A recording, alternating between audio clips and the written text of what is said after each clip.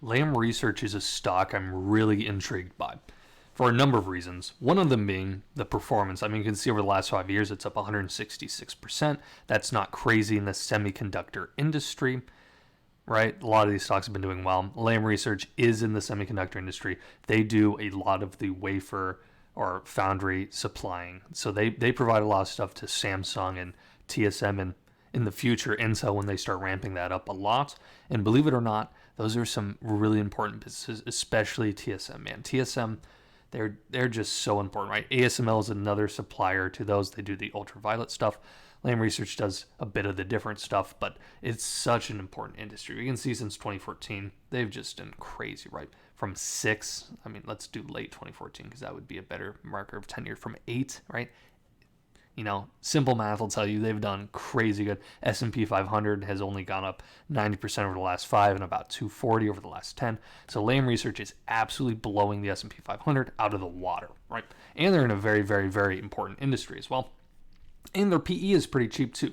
Forward PE of 19.5, right? Look at these consistent earnings. They beat all those. Next year's projected consistently higher.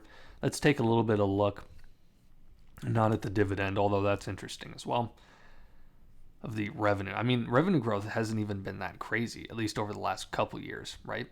But it's not bad. And you can see from share price too.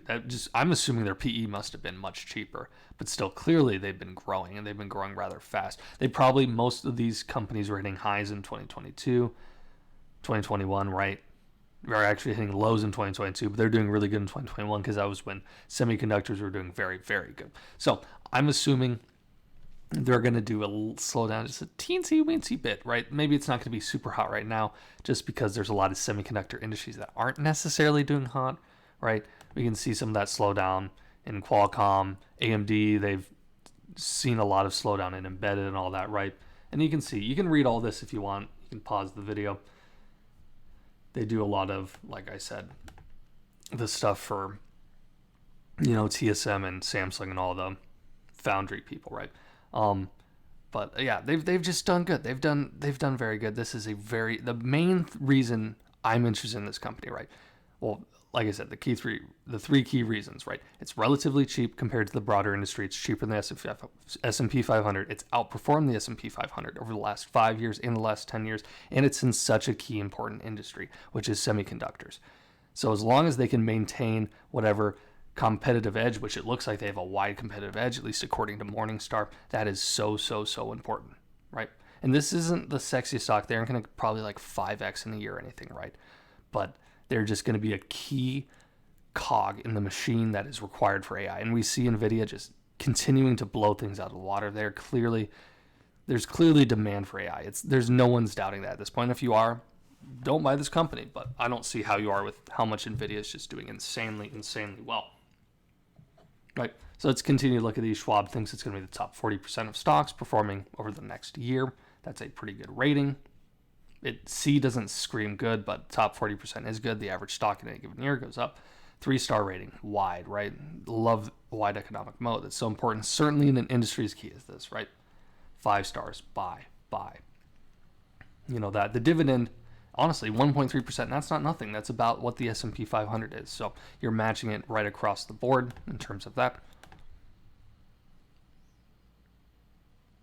Take a look at the forward PE or the historical PE. Yeah, we've seemed to bounce PE somewhere between 18 and even 40 at highs, or 23 and 19. We're actually at lows for forward PE right now. I mean, we can see that because it was hitting highs earlier in the year.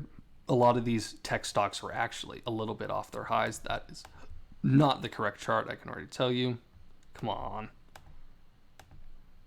So yeah, we can see the highs here. I guess I have to go to the 5-year. The 1-year chart isn't working yet. But we're off of all-time highs, and we're actually retraced a little bit. So this isn't like the tippity top either. You aren't getting at the tippity top. Now, is it going to be the lowest it'll ever be? Probably not, right? But this is a good entry point. By lowest ever be, I mean by forward PE, right? PE will probably be cheaper in history, so it's very likely, but this is not a bad entry point. Most of the analysts rated a buy. Well, 12 don't, so 20 either rated a buy or a strong buy. 12 say hold, right? The price targets are way above where it currently is, so that's not bad. Anyways, that's mostly all I got for this video. I like this company. It seems to be an important company in a good industry with a track record of success. I like it. I like it a lot. I need to do a little bit more research before I would 100% pull the trigger on buying. Of course, all of you should too. This isn't enough to necessarily know everything to buy, but this is kind of like a baseline outline. There's nothing sticking out to me here that I'm screaming, oh, this is scary, this looks weird, or this is whatever. So I like this stock a lot. I appreciate all of you for watching this video. If you enjoyed, I'd leave a like.